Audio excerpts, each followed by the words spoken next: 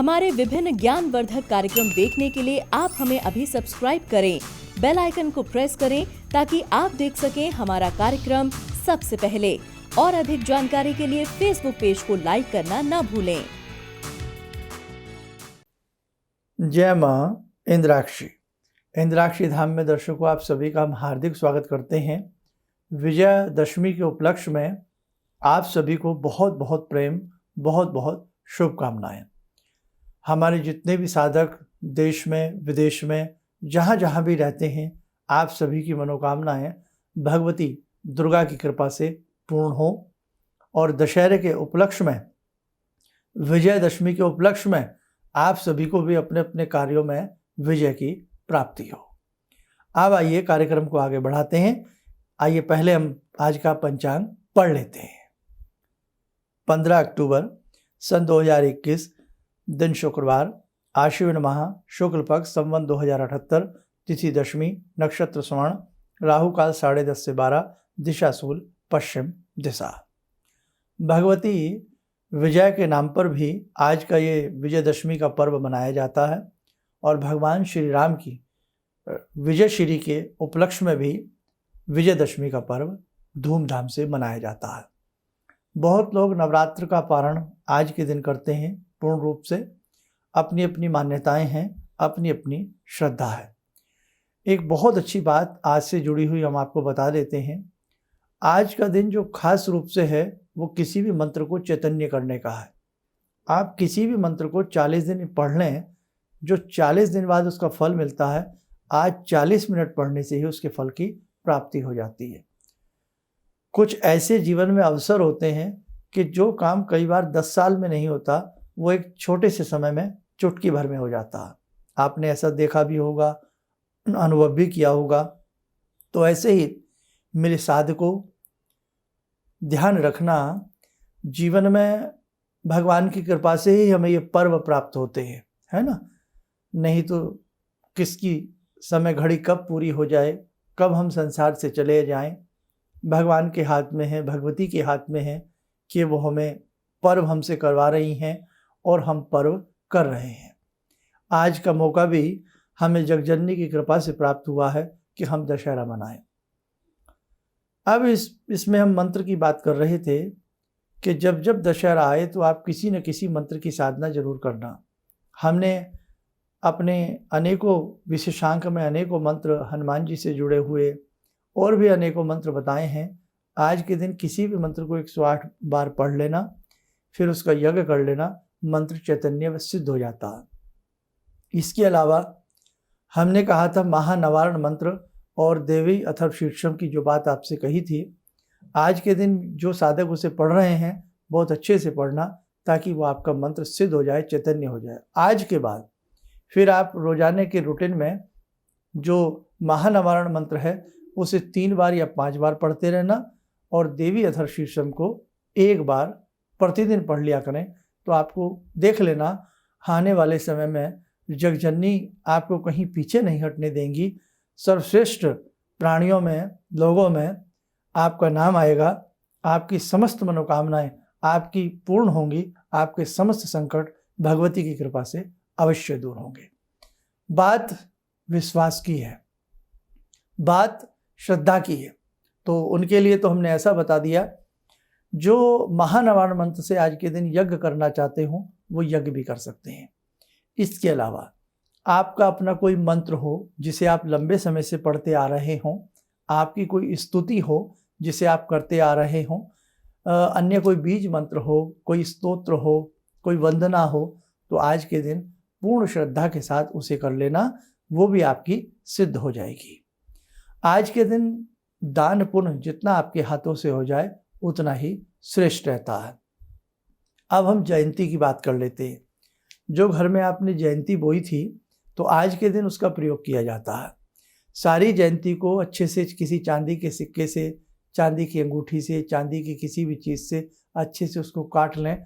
बस ऊपर से थोड़ा पकड़ लें और नीचे से करते रहें तो वो अपने आप वो कटी कटी सी महसूस हो जाती है, कट करके आपके हाथ में आ जाती है। कोई जयंती पूर्ण रूप से सफ़ेद रंग की हो, दूध जैसी हो, नीचे से ऊपर तक, बड़ी शुभ कर्म वालों को प्राप्त होती है। धूप दीप दे करके, चंदन का तिलक लगा करके, फूल चावल चढ़ा करके भगवती के चरणों में आज रख देना और शाम को किसी भी समय उठा करके अपनी गल्ला लोकर तिजोरी में रख लेना, बहुत हमेशा के लिए शुभ होती है।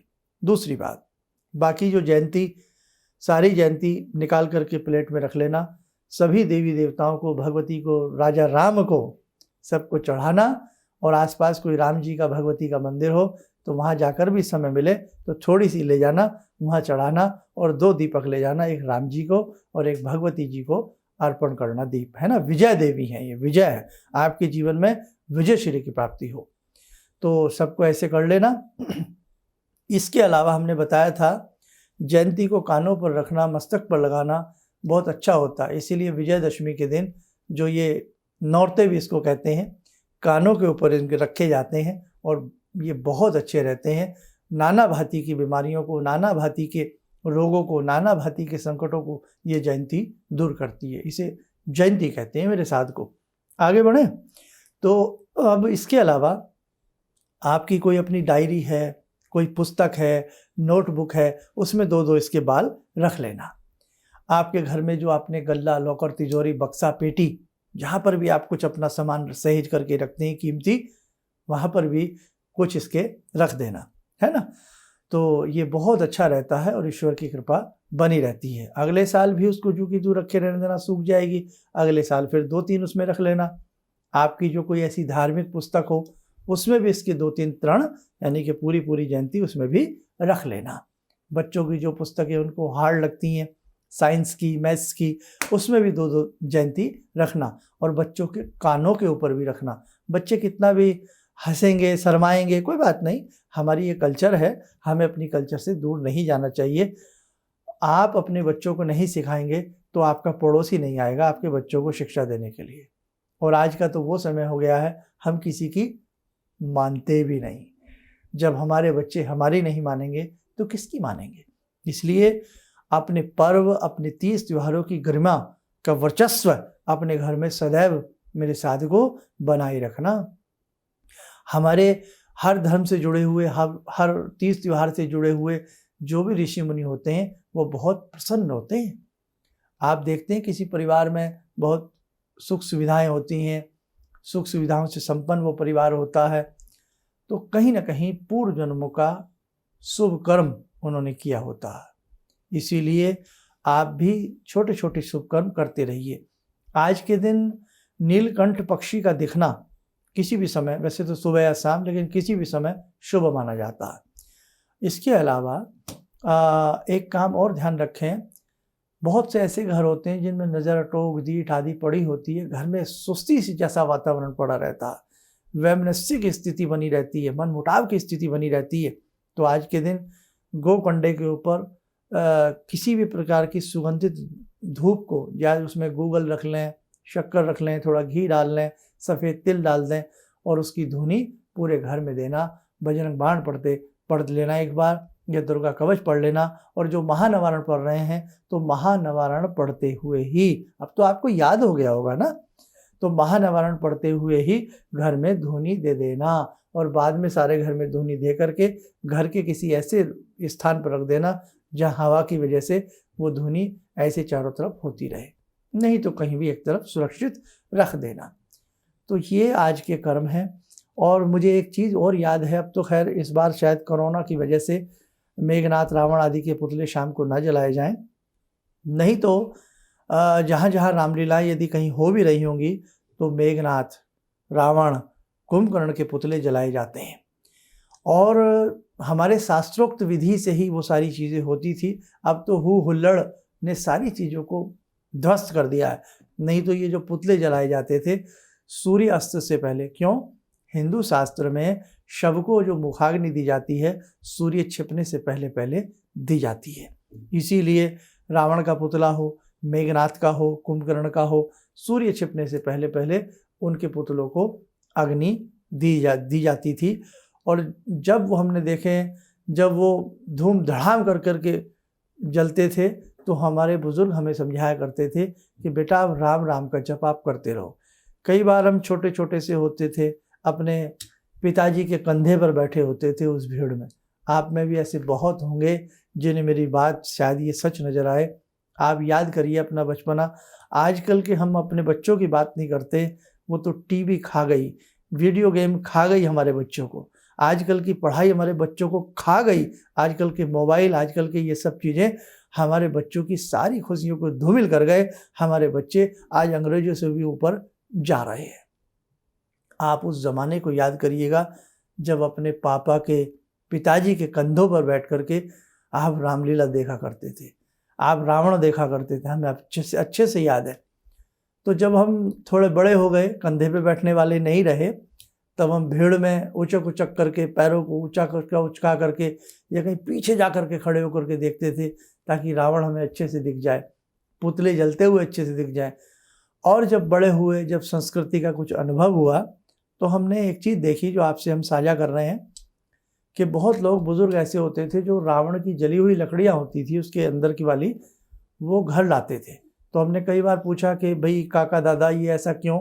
तो वो कहते थे कि ये रावण की अस्थि मानी जाती है और इसको घर में रखना बहुत सारी चीज़ों को ये दूर करती है, जैसे भूत प्रेत, कोई योगिनी का साया हो, कोई प्रेत की साया हो, किसी का किया कराया हो, बहुत सारी चीज़ों को अगर घर में रखा जाए तो शुभ होता है। लेकिन कहाँ का, जहाँ विधि विधान के साथ रावण में वो दाग दिया जाता हो, विधि विधान के साथ। अब न विधि है न विधान है। एक बात कह दूं, अब विधि है न विधान है, केवल अब मनोरंजन प्रधान है। ध्यान रखना मेरी बात का, फिर कहता हूं, न विधि है न विधान है, अब केवल मनोरंजन ही प्रधान है।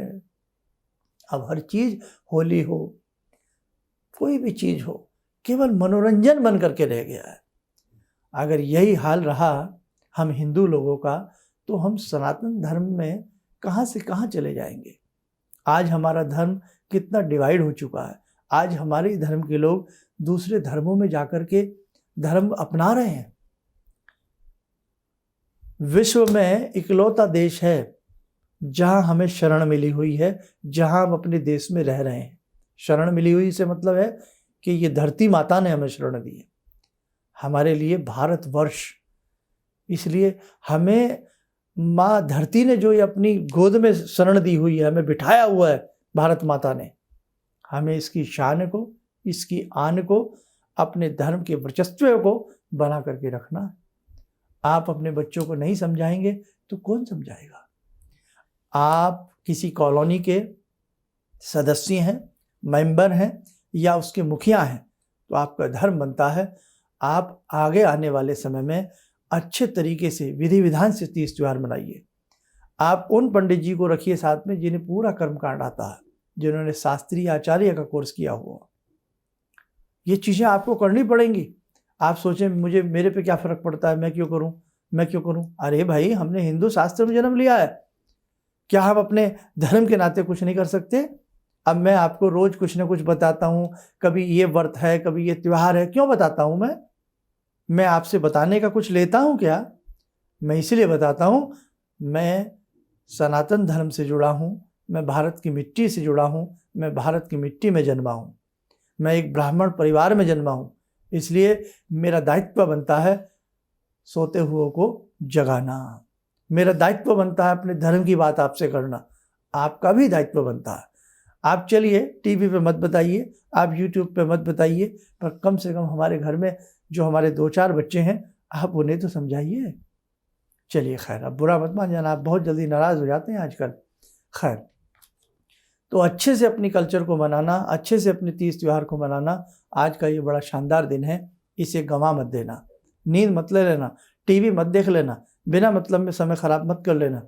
कुछ नहीं आता, नहा धो करके चाहे ओम जय जगदीश हरे की एक आरती कर लेना, चाहे गजानन भूत गणाधि सेवितम कुछ भी पढ़ लेना, लेकिन आज के दिन कुछ ना कुछ आप लोग कर लेना। भगवान राम ने कैसे बुराई का अंत किया और अच्छाई की विजय हुई, ऐसे हमारे जीवन में हमारे जितने भी दुर्गुण हैं वो दुर्गुण दूर हों और गुणों का हमारे जीवन में विकास हो। बस ज़्यादा कुछ नहीं कहता हूँ। बाकी हमारा जो विशेषांक हमने दशहरा विशेषांक बनाया था, आप हमारा सुन लेना, आप हमारा देख लेना। आइए भगवान श्री राम की जय बोलें और भगवान श्री राम की जय बोलते हुए भगवान श्री राम का 2 मिनट के लिए ध्यान करें कि हे प्रभु राम, आप भी हमें शक्ति देना, भक्ति देना। विजयदशमी के दिन हम भगवती से जुड़े रहें, हम आप से जुड़े रहें। आपकी दया अनुकंपा सदैव मेरे ऊपर, मेरे कुटुंब के ऊपर, इस विश्व के ऊपर बनी रहे। ॐ रामो राजमणि सदा विजयते, रामं रमे संभजे, रामेण विहता निशाचरचमू, रामाय तस्मै नमः। रामानास्ति परायणं परतरं, रामस्य दासोऽम्यहम्। रामे चित्तलया सदा भवतु मे, भो राम मामुद्धर।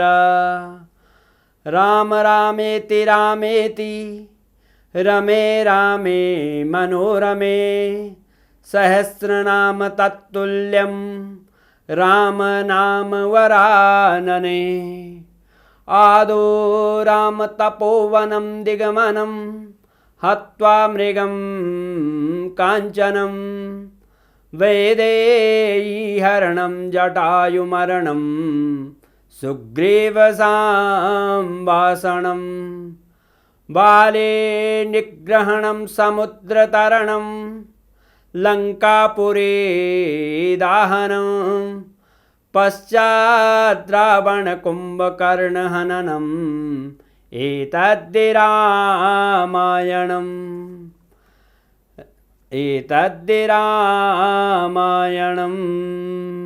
कवच बना लें, ध्यान करें, भगवान श्री राम का शुभ आशीष हम सबके ऊपर बरस रहा है।